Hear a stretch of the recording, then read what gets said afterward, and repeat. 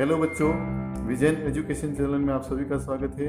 आज हम कक्षा 10 के प्रतिरक्षा और रक्त समूह वाले लेसन नंबर 4 को हम देखेंगे, जो परीक्षा के हिसाब से काफ़ी महत्वपूर्ण है। और यहाँ पर मैंने कोई लेसन नहीं पढ़ाया है, यहाँ पर मैंने केवल लेसन 4 में आने वाले जितने भी महत्वपूर्ण क्वेश्चन हैं, जो बोर्ड एग्जाम्स के नज़रिए से काफ़ी महत्वपूर्ण प्रश्न हैं, उन महत्वपूर्ण प्रश्नों का समावेश करके मैं यहाँ पर आपके सामने लेकर के आया हूँ। तो आप सभी बच्चे इन एक एक प्रश्नों को जैसे मैं समझाते जा रहा हूँ वैसे आप समझते जाइए, और इनको आप चाहे तो अपनी कॉपी में भी आप क्या कर लीजिए, नोट कर लीजिए। तो हमारे यहाँ पर जो सबसे पहला जो क्वेश्चन आपको यहाँ पर दिखाई दे रहा है वो है, हमारे शरीर में कितनी प्रकार की प्रतिरक्षा विधियाँ पाई जाती है, यानी कि प्रतिरक्षी विधियाँ या प्रतिरक्षा कितने प्रकार की होती है। तो हमें सिंपल सा याद रखना है कि हमारे शरीर में 2 प्रकार की प्रतिरक्षा पाई जाती है, जिसमें पहले को हम कहते हैं स्वाभाविक प्रतिरक्षा। यह प्रतिरक्षा जन्मजात होती है, जो हमें रोगों से लड़ने की क्षमता प्रदान करती है। जन्मजात का मतलब ये होता है जब बच्चा जन्म लेता है उसी के साथ उसके बॉडी में कुछ ऐसी प्रतिरक्षा पाई जाती है जो रोगों से लड़ने की क्षमता प्रदान करती है, बच्चा जल्दी से बीमार नहीं होता है। उसी प्रकार से उपार्जित प्रतिरक्षा का सिंपल सा अर्थ होता है, उपार्जित का मतलब जो जन्म के बाद वातावरण से किसी तरीके से अर्जित की जाती है, उसको हम कहते हैं उपार्जित प्रतिरक्षा कहते हैं। तो जब कोई जीवाणु विषाणु हमारे शरीर में प्रवेश करता है तो उसको नष्ट करने के लिए हमारा शरीर विशेष प्रकार के पदार्थ का निर्माण करता है, उसे हम उपार्जित प्रतिरक्षा कहते हैं। इसी प्रकार से प्रश्न नंबर 2 है हमारे पास, प्रतिजन या एंटीजन किसे कहते हैं। तो प्रतिजन या एंटीजन का मतलब ये होता है कि वे बाहरी पदार्थ जो हमारे शरीर में प्रवेश करते हैं, उन सभी पदार्थों को हम क्या कहते हैं, एंटीजन कहते हैं। जैसे बैक्टीरिया हो सकता है, वायरस हो सकता है, या कोई अन्य पदार्थ भी हो सकता है।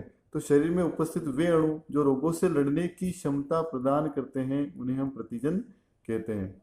इसी प्रकार से प्रतिरक्षी क्या होते हैं, एंटीबॉडीज क्या होते हैं। तो यह एक प्रकार का प्रोटीन होता है जो हानिकारक जीवाणुओं को पहचान करके उसको क्या करता है, नष्ट करता है। कई बार वैक्सीनेशन किया जाता है, टीकाकरण किया जाता है, उसके अंदर भी यही होता है कि हमारे बॉडी में विशेष बीमारी के प्रति उसके एंटीजन्स हमारे बॉडी में प्रवेश करवाए जाते हैं। उन एंटीजन के बिहाफ पे एंटीबॉडीज का निर्माण अपने शरीर में हो जाता है, जिससे भविष्य में होने वाली बीमारियों से हमारी रक्षा हो जाती है। इसी प्रकार से यहाँ पर जो अगला प्रश्न आपको दिया गया है, काफी महत्वपूर्ण प्रश्न है जो बोर्ड परीक्षाओं में पूछा जाता है। प्रतिरक्षी या एंटीबॉडी की संरचना को आप सचित्र समझाइए। यहाँ पर मैंने प्रतिरक्षी की संरचना को काफी अच्छे से बहुत ही शॉर्ट तरीके से मैंने समझाने का प्रयास किया है, जिससे बच्चे आसानी से याद कर पाए। तो प्रतिरक्षी वाय आकार का होता है, जैसा कि आपको चित्र में दिखाई दे रहा है कि प्रतिरक्षी कैसा है, वाय आकार का है।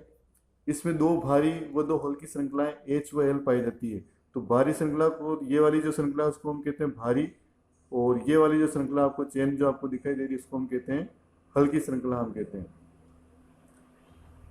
H व L श्रृंखला डाइसल्फाइड बंध से जुड़ी होती है, यानी कि 2 श्रृंखलाएं आपको यहाँ पर दिखाई दे रही है, H और L, और इन दोनों के बीच में जो बॉन्ड होता है वो कौन सा होता है, डाइसल्फाइड बॉन्ड होता है, यानी कि SS बंध से वो यहाँ पर जुड़ी हुई है। भारी श्रृंखलाएं भी आपस में SS से जुड़ी हुई है, और भारी और हल्की श्रृंखलाएं भी आपस में SS बॉन्ड से, यानी कि डाइसल्फाइड बॉन्ड से जुड़ी हुई है। भारी श्रृंखला में टोटल 440 व हल्की श्रृंखला में टोटल 220 एमिनो अम्ल प्रेजेंट होते हैं। प्रत्येक श्रृंखला में स्थिर भाग COOH होता है, व अस्थिर भाग NH2 पाया जाता है। ये NH2 भाग ये रहा आपके सामने दिखाई दे रहा है, और इस भाग के ऊपर COOH भाग यहाँ पर आपको दिखाई दे रहा है। ये जो कट्स यहाँ पर लगे हुए हैं, ये प्रतिजन क्रिया स्थलन, कोई भी जब एंटीजन जाएगा अंदर तो इन बिंदु पर आकर के, इन स्थानों पर आकर के वो क्रिया करेगा। तो ये काफी महत्वपूर्ण प्रश्न है जो परीक्षाओं में पूछा जाता है। तो बच्चों, ये प्रश्न आपको कैसे लगे आप कमेंट बॉक्स में लिखें। इस लेसन की जो शेष जो क्वेश्चन है, बाकी जो क्वेश्चन है वो नेक्स्ट वीडियो में आपको मिलेंगे, इसलिए आप इस वीडियो को अच्छे से देखें, अच्छे से याद कर लीजिए। चैनल को सब्सक्राइब नहीं किया, सब्सक्राइब कर लीजिए, ताकि आने वाले जो अगले वीडियो हैं वो आपको आसानी से मिल जाए, आपके ऊपर नोटिफिकेशन आ जाए। Thank you.